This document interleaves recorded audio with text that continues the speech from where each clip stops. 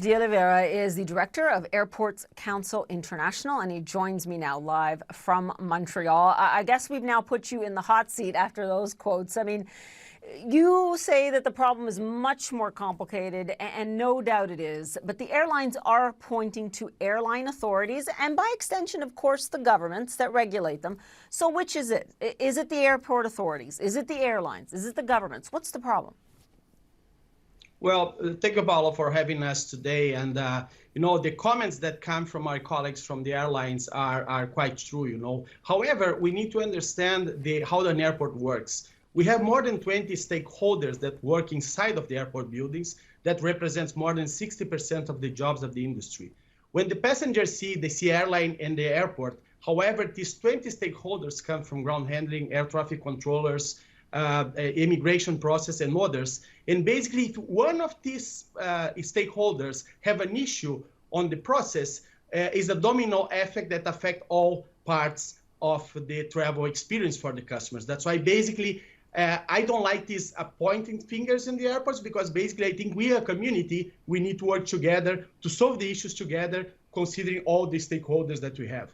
Okay, and let's talk about solving the issues. Now, many of the problems seem to hinge on scarce labor. I mean, travel has been picking up for months. What are some of the labor issues, and what do you think could help solve it in the near term, especially because, there are shortages everywhere? Yeah, I don't agree with you that there is shortage everywhere. We have some specific airports that are suffering. You mentioned some of them. However, we need to understand that during these 2 years of COVID, we lost a lot of professionals. And different than the airlines, we didn't receive any support from the governments, including, of course, the ground handlers and other stakeholders from the industry.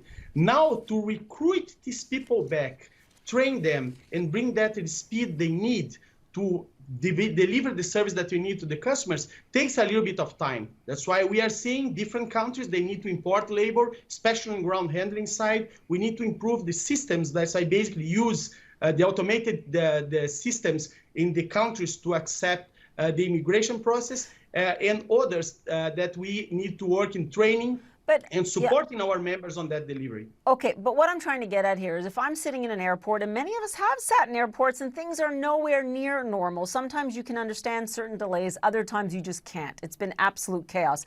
We understand if it's pilots, if it's air traffic control operators, obviously they can't be trained overnight.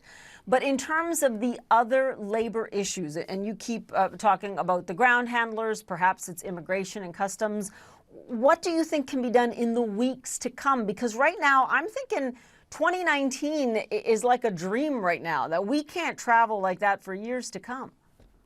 And that's the case. We need to work as an ecosystem to solve the problems. That's why governments need to help us to have imported ground handling employees from different countries to support the airports that are facing these issues in the ground handling side. The airports are doing their best to train people and improve the service quality, and that you see a curve that will improve in the future weeks. However, we're still facing issues in the air traffic controllers. We're still facing issues on the pilots as well. That's why basically, as an ecosystem, if we solve one side, we won't save the other. That's why basically the domino effect that causes any kind of issues in the parts of the travel will affect us. That's why you see that certain kind of misunderstanding what's happening when you are at the airport and you don't understand what's going on in different parts of the process. Okay, I don't have any time left here, but I am going to ask you, next summer, yes or no? Will we be closer to normal? Yes or no?